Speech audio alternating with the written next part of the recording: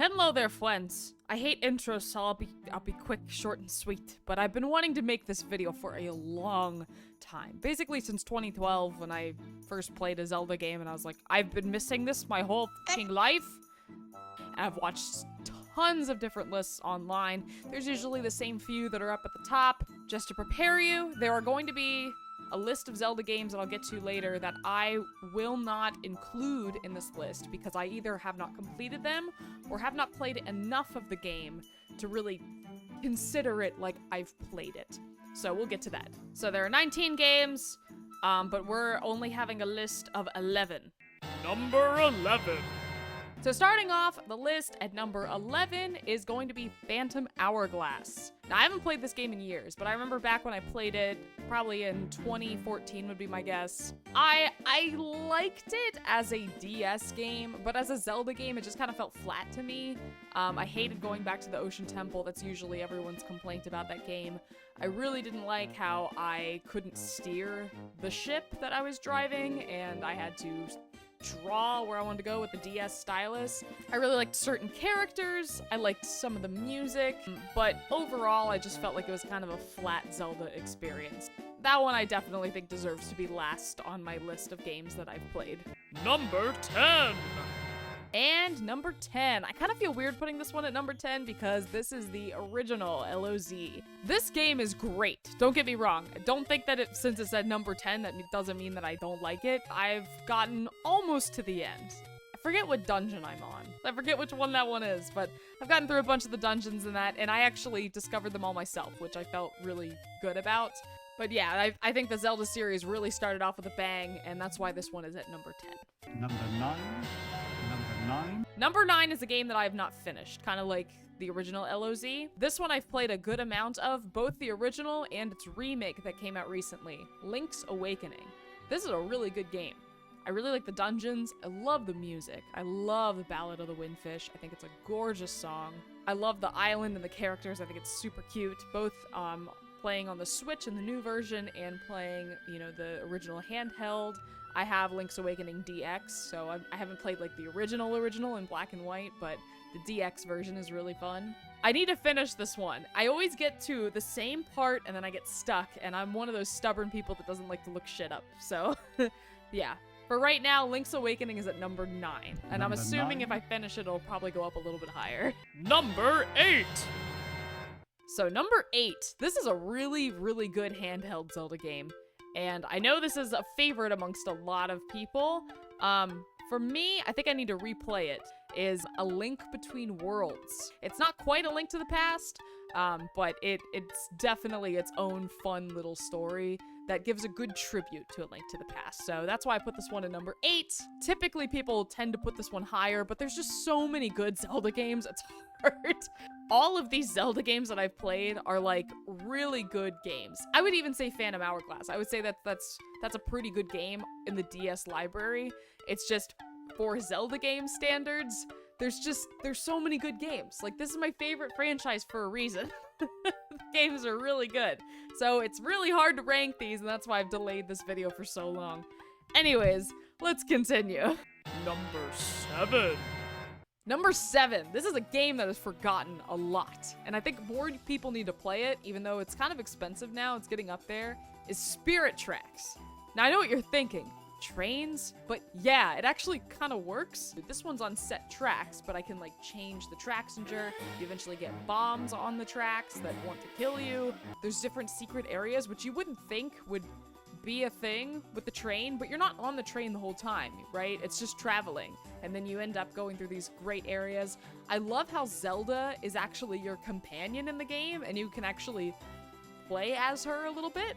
It's just a very different, unique Zelda game. I mean, I think all the Zelda games are unique in their own way, but this one especially, I wish more people would play, because it's a really good handheld game. That's why I have it here at number 7.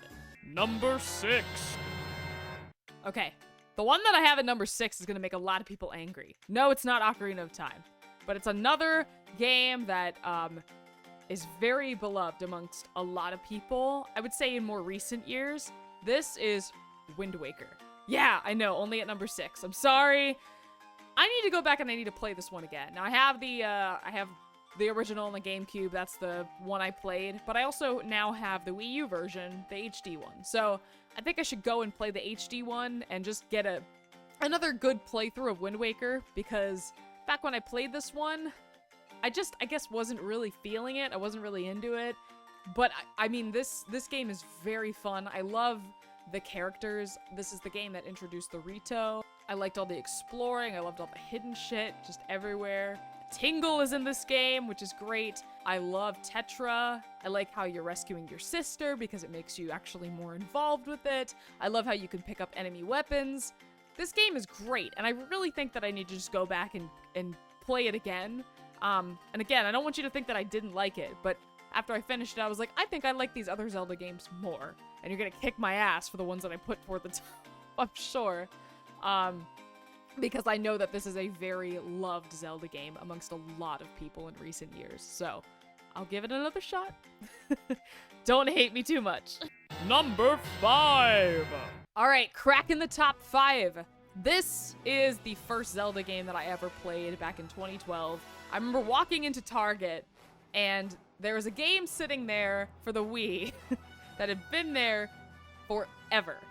And I remember seeing it. It was always $60, and I'm like, why is this game $60? The only thing that I had heard of The Legend of Zelda and Link and Zelda and all of that was from playing Super Smash Bros. Brawl. So then I saw the cover of it, and I was like, I think that's Link from Brawl. I should probably play one of his games. And so I got it. I took it home, popped Twilight Princess in, and I was like, this is the greatest thing I've ever played. And for a long time, that was my favorite game ever. And then I played some other Zelda games. It's kind of like when you watch anime for the first time, right? And the first anime you watched was like your favorite one that you've ever seen. And then you watch some better ones and you're like, okay. But Twilight Princess is still a really fun and great game. I love how long the game is. I really like the dungeons. I love Midna. She might be my favorite companion ever, maybe. The music in Twilight Princess. I wish that for the HD remake that they just went back and fully orchestrated all of the music for that, because Twilight Princess has some of the best music of any Zelda game. I love the story, I love the bosses, I love the dungeons, I love that Link can turn into a wolf. That was one of my favorite aspects of the game. I actually kind of like how slow the game is to start, because it builds up these relationships with these characters that you have. I love Zant. I think he's such a badass villain, and he just oozes with mystery. It's a great, solid game. So you might think I'm silly for putting it above Wind Waker, because I know a lot of more people prefer Wind Waker over Twilight Princess, but back when I originally played TP, everyone was giving that one hate, so I'm giving a little more love. I love Twilight Princess. Number 4. Okay, buckle up, because number 4 is not going to make anyone happy. Yeah, above Wind Waker and Twilight Princess, I put Skyward Sword. I'm actually playing the HD version right now, and so far I'm enjoying it a lot. Like, it's just as good as I remember it. Back when I played this game, and I remember back when everyone was just hating on this game, and they still kind of are, I don't get it. I mean, I understand a couple of the complaints. Like, yes, Fee is annoying. The sky is kind of bland. The game is linear, but that's kind of what I like about the game, it being linear, because it's not like other Zelda games, right? Every Zelda game has its own formula. Some games are a lot more open world than others.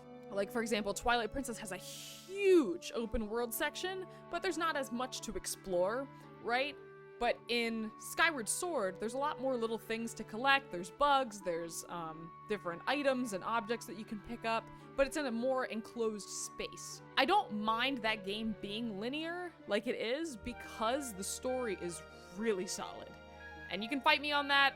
I've heard like a few people complain about the story. I don't know why, because I think it's really good. I love Groose. He's one of my favorite Zelda characters ever.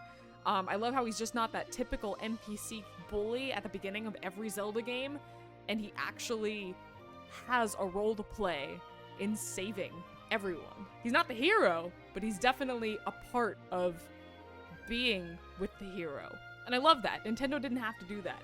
I also really care about Zelda. The music. This was the first fully orchestrated Zelda game, and it is breathtaking. Your It's so gorgeous. I love the music in this game. I really like the items in this game. They gave you some of the typical ones that you get, like the bow, the claw shot, the slingshot, some of the typical ones, right? But then they give you some fun new ones, like the whip. They give you that, I forget what it's called, but it's like the reverse vacuum cleaner. the beetle, the little beetle robot thing is one of the coolest items ever. I just wish that this game got some more praise that I personally think that it deserves, especially considering that this was the 25th anniversary game for the franchise. I don't know, I think it just deserves a little more love. I think those of you that hated it back in 2011 and haven't played it since need to go back and try it again, because I think you might respect it a little bit more. Just saying. Okay, now before I get to my top 3, I'm gonna go over that list of Zelda games that I wouldn't feel comfortable saying, yeah, I've played that game. So, Triforce Heroes is on there. I played a little bit of Triforce Heroes. I got it when it came out. I wasn't extremely interested in it, but I definitely want to go back and try that one out. So that one's on the list. Four Swords Adventures. I recently got that one. That was the last Zelda game that I needed for my collection. I own every single Zelda game, and that was the last one I needed. So I got that one about 2 months ago, and I haven't touched it yet. So another one that I haven't played is Four Swords. I actually need to look more into this one. I'm not sure if I actually need to link up with other people or if I can just play the game by myself. If I can play it by myself, then I guess I'll try it out. Otherwise, I gotta get the link cable so I can hook it up with a boyfriend, and then I guess he needs a copy of the game too. So that'll be interesting, but that one's a difficult one to play. All right, and then 2 games that I'm hoping Nintendo will remake at some point that I think would be pretty cool is Oracle of Ages and Oracle of Seasons. I can't remember which one I played, but I played one of them back in high school for a little bit, and I really enjoyed it, but I don't remember it that well. So I need to give this more of a fair shot. And another one that I own that I need to give more of a fair shot is Minish Cap. From what I've played of it, I love the little mechanic of how you can shrink down into the Minish. I just need to give it more time. Notice how a lot of these are handheld games. I'm more of a console kind of gamer, but I mean, I obviously do enjoy handheld games. I really just need to sit my ass down, get out my handheld consoles, and just sit there and play the damn games, so. Alright, another one that I have tried to invest time in, but just can't progress that much is Zelda 2.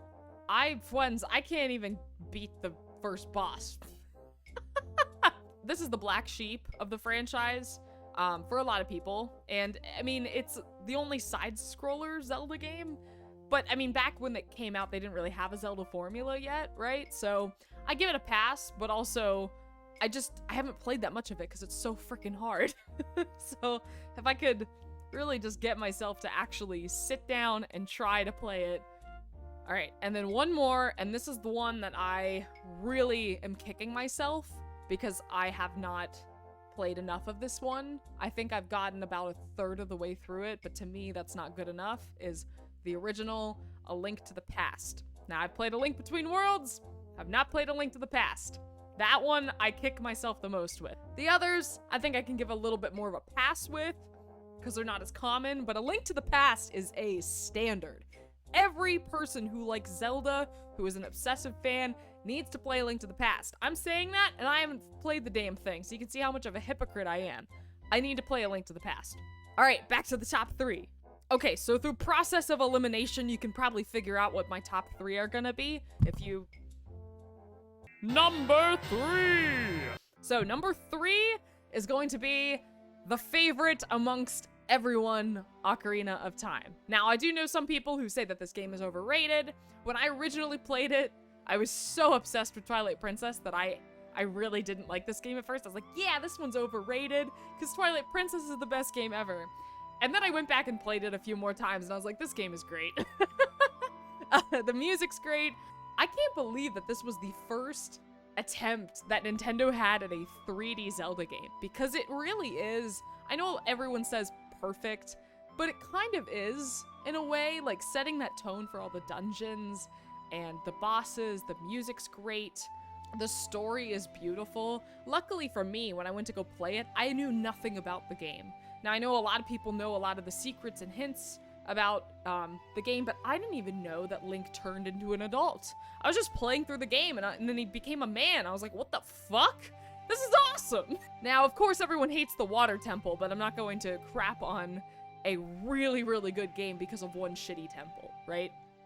But yeah, Ocarina of Time, I get it. I understand why everyone likes this game. This is a really, really good game. Not just Zelda-wise. I mean, most people consider it the greatest game of all time.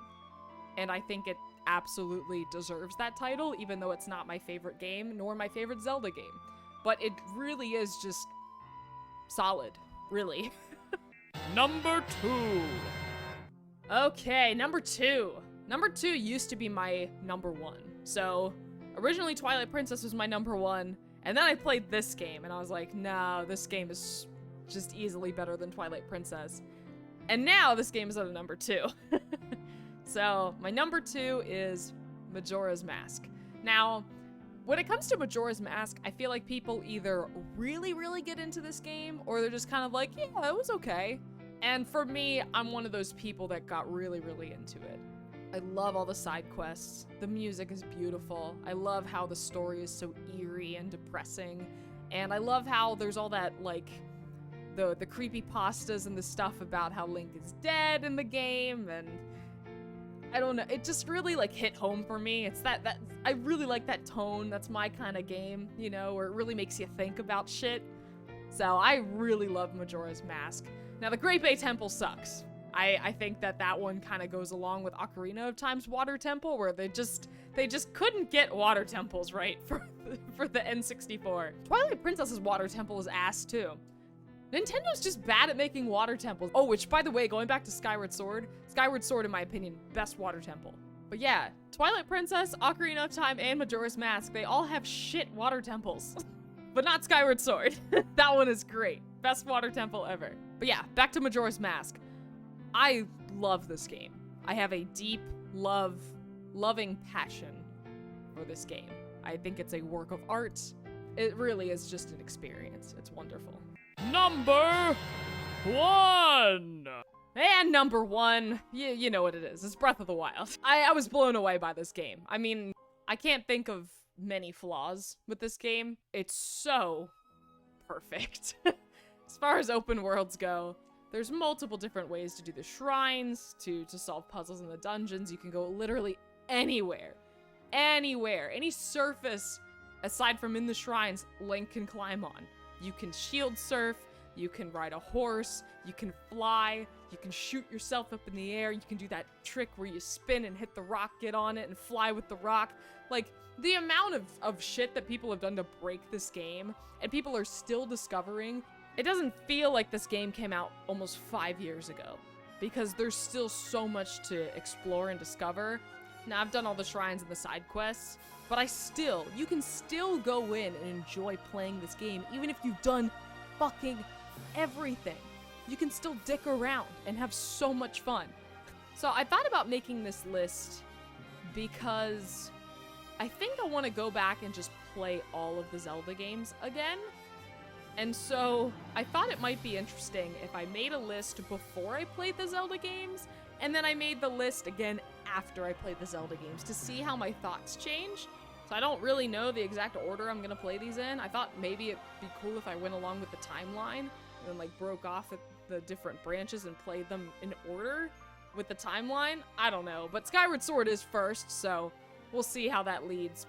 So don't hate me too much. Again, I haven't touched some of these games in many years, so I'm going off of late high school, early college boo, and some of my thought processes might not be what I would think of now.